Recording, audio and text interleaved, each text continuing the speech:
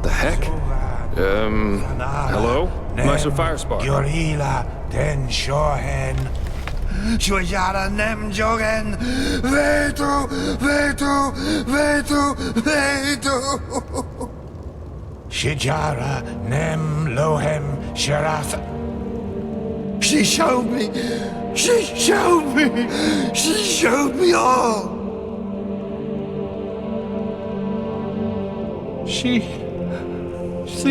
The temple. She let me look through the window of time, and I saw it. All of it. The high ones, the light, the burnt flesh everywhere. Yes, because of the light. It burns us from within. I saw them, men, women and children. They were ablaze like the sun. So bright and oh, why did you show me? Why? No one should have to see something like that. No one. Yes, and they're with us here and now, everywhere and always. And no matter what we do, we can't hide. Do you understand? We can't. Meister, you're not yourself. Just calm down and we can... No, stay away from me. You don't understand. You can't understand. She's so sad. So sad and so full of wrath because we chose to close our eyes rather than see. Because we refuse to understand. Understand what? You're not making any sense. That it's us. We are sin. Don't you see? And there's only one way to end it. What? No, no! Put that away! This is madness! Madness? What we do is madness. This is the only way to break the cycle. One glance was enough to understand her suffering. To understand that there's no other solution than ultimate death. One day, you will understand that. You too, fleshless one. And now, we have to die. It won't change much, but maybe it will make her just a little happier. Forgive me.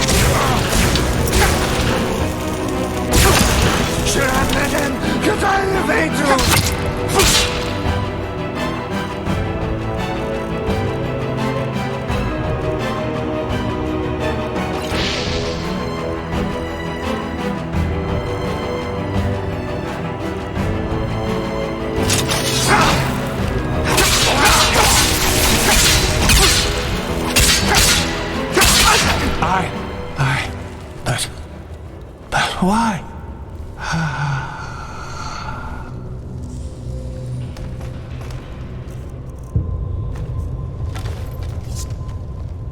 That was... what the heck? Why by the wise hermit would he do that? His eyes... I've never seen anything like that. You mean he was possessed?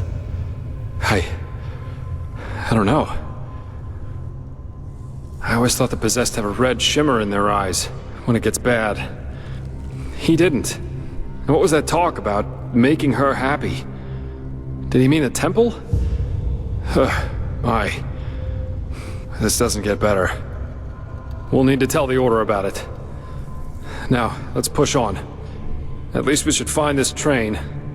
We owe Firespark that much. Yeah, you're right. Come on, let's find a shovel. Or something like that.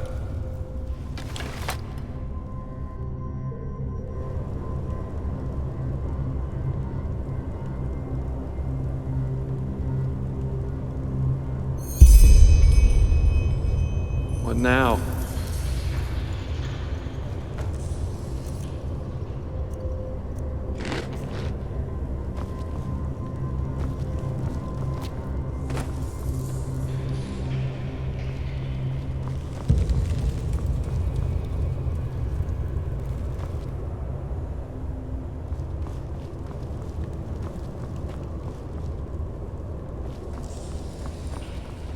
What now?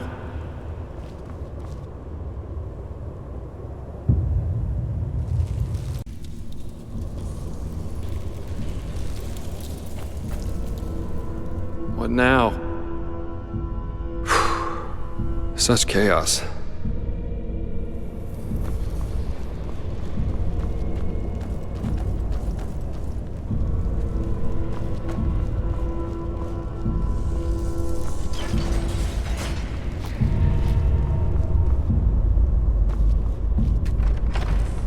You hear that? Waves. Nature takes back what belongs to her. Let's hope the tunnels of this undertrain aren't flooded too.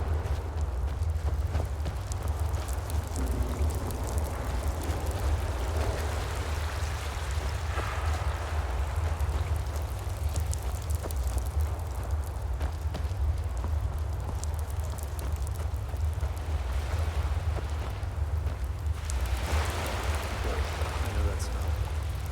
Stay here.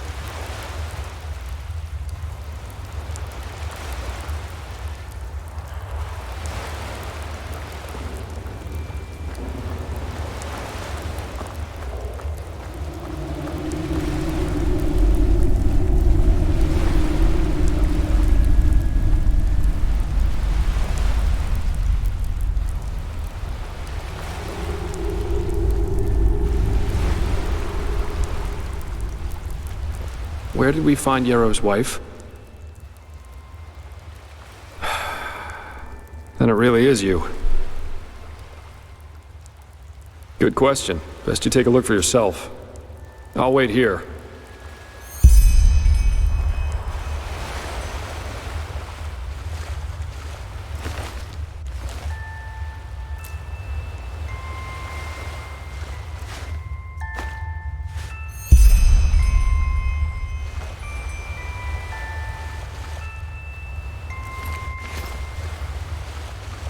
So, any explanations?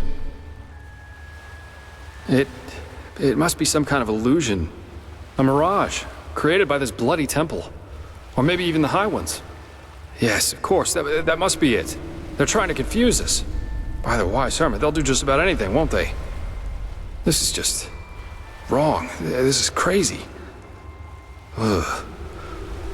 Well, working with you is definitely an experience, to say the least. We should push on, find that stupid train. I just want to get out of this place as quickly as possible.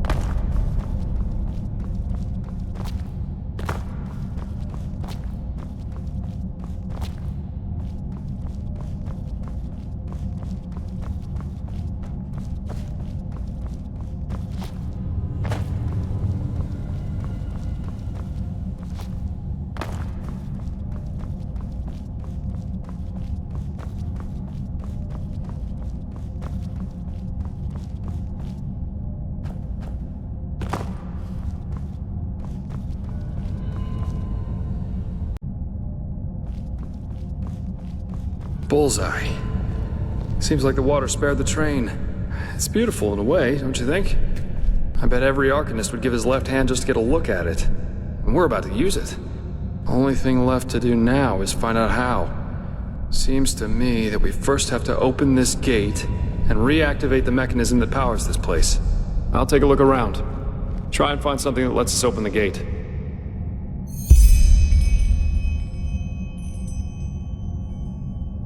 This is crazy. Just crazy.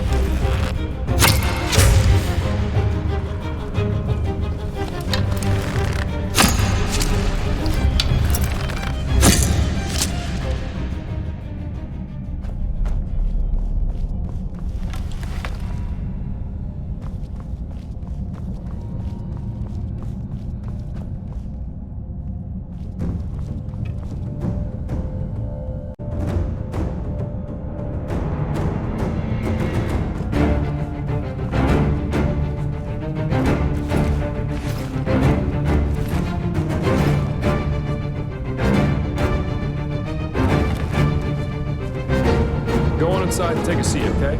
I'll see if I can get the train running somehow. It can't be too hard.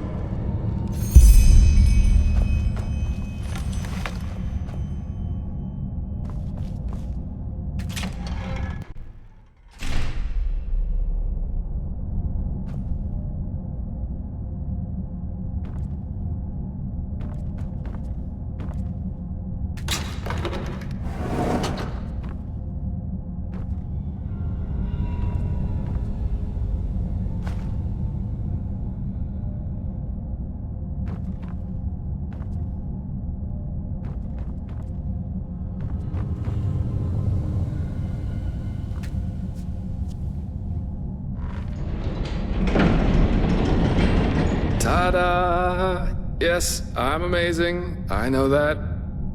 If being a merc doesn't work out in the long run, maybe I'll ask the Order to hire me as an expert on pyrean railways. But no guarantee this thing won't drive us right into the next abyss. Anyway, I guess even with this thing, it should be a while till we arrive. Let's make ourselves comfortable.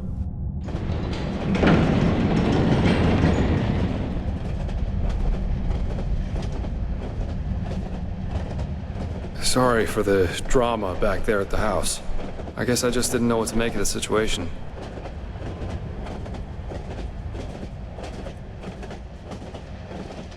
I figure all of this is just wrong. But I'm repeating myself. If the High Ones were planning to confuse us, they definitely succeeded. We really should tell the Grand Master about this, and about what happened to Constantine. Still, we can't allow this to get inside our heads too much. What matters right now is the mission. And at least it stays exciting. Two daring adventurers who have gotten themselves into something they don't even remotely understand, or plundering ancient ruins in search of treasure. Don't laugh, but this reminds me a little of my past, of my childhood. Not the part including mysterious corpses and crazed mages, of course. My sister and I, when we were young, we always used to go exploring the caves near our manor. Father always gave us a good scolding when he got wind of it. But of course, that didn't keep us from doing it again. Right. Because I never told you. Adila and I are not exactly close these days anyway. Probably because we lost our bond somehow, after our father died.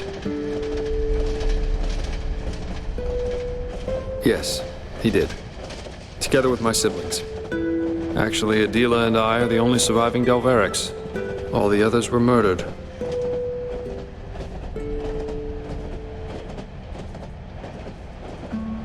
No need to be. But I appreciate the thought, so thanks. In a sad way, a part of me is actually glad everything happened the way it did back then.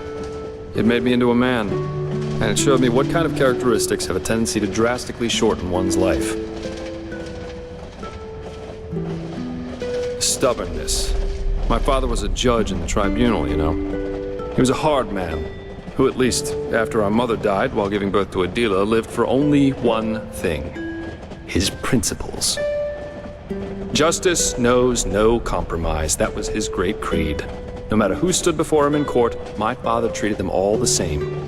Damien Delveric, the epitome of justice.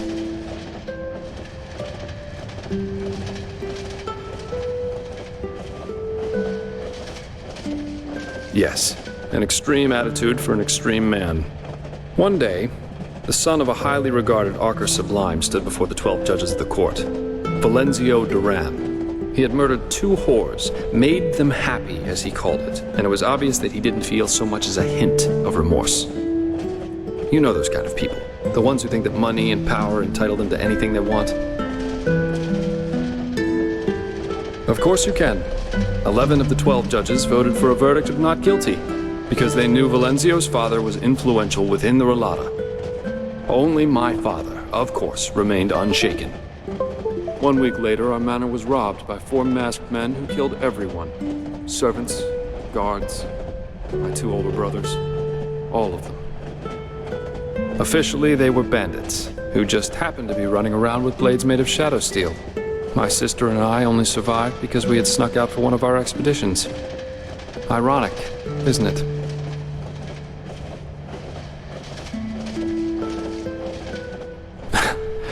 Horrible? None of this is horrible. It was the only logical consequence of my father's actions. And what good did it do in the end? None. As we speak, Valenzio's enjoying himself in some brothel, with 2 whores and a bowl of grapes. But you see, there's no point in being angry about this. And do you know why? Because this is just how the world works. There's no divine justice, no system through which it's decided who lives and who dies. There are decisions and there are consequences. That's it. This is also why there's absolutely no point in fighting for ideals, the greater good, or whatever else you want to call it. First of all, because no one will thank you for it, and second, because people are stupid. That's the one universal rule that there is to this world. No matter how much you try to accomplish something, in the end, stupid people will destroy all you've achieved with no more than a snap of their fingers. Fight for the moment, and the moment only. Because unlike everything else, you can be certain of its truth.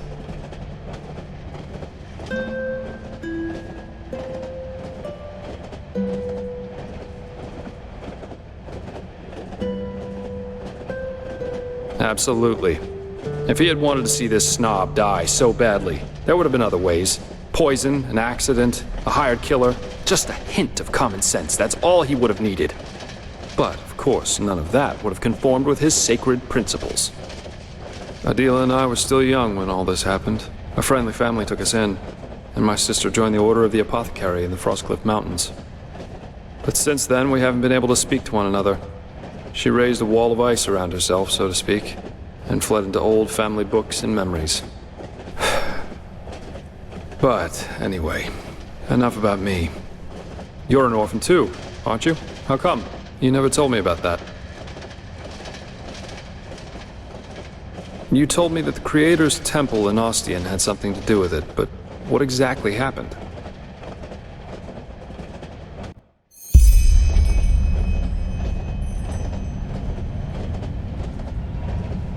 Dreams. Yeah. I've had my share of nightmares too.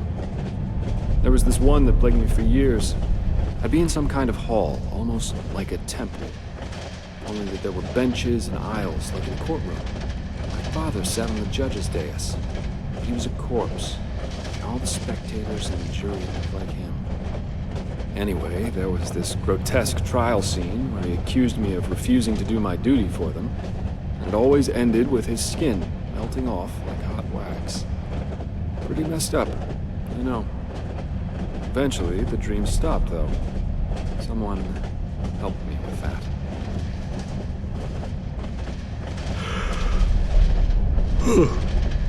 But anyway, enough of this gloomy talk for now. We should get some rest. We've still got a long ride ahead of us. I don't say this often, but I like working with you. You're okay. You really are. Good night.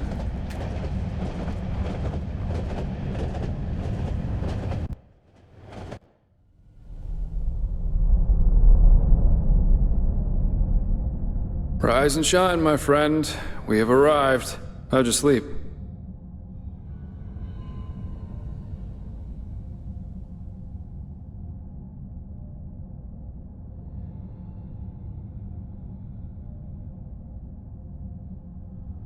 I fell asleep too, but it must have been 7 or 8 hours at least.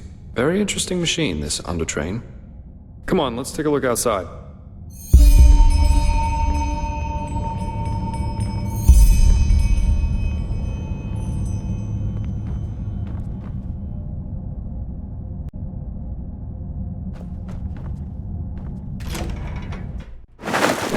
Seems someone has prepared a welcome for us.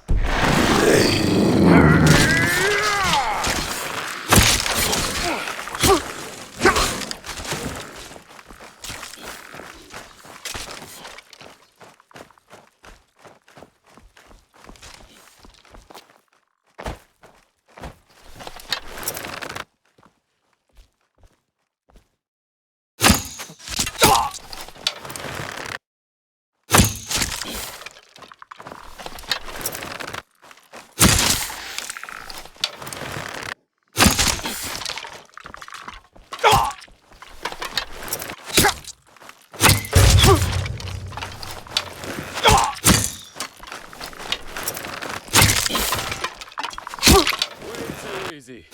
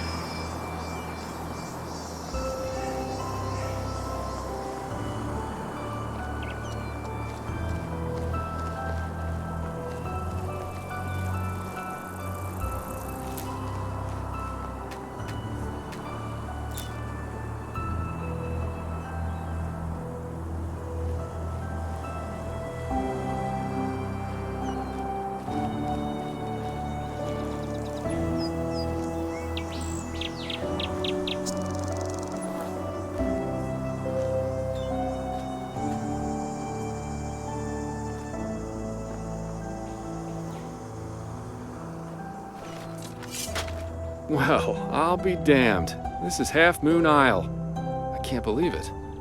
And I guess that camp over there belongs to Terranor Korak. I suggest we split up. That way we'll still have a chance if they catch one of us. Here, this is your plate. I'll try going in from the east. You should go in from the west. And don't get caught, or try to play the hero, all right? Considering that we're up against an entire army, that's a bad idea, even for someone with your abilities. Anywhere inside the camp. But of course an officer's tent, or maybe even Korak's, would be ideal. We'll meet again here by sunrise. Good luck, and be careful.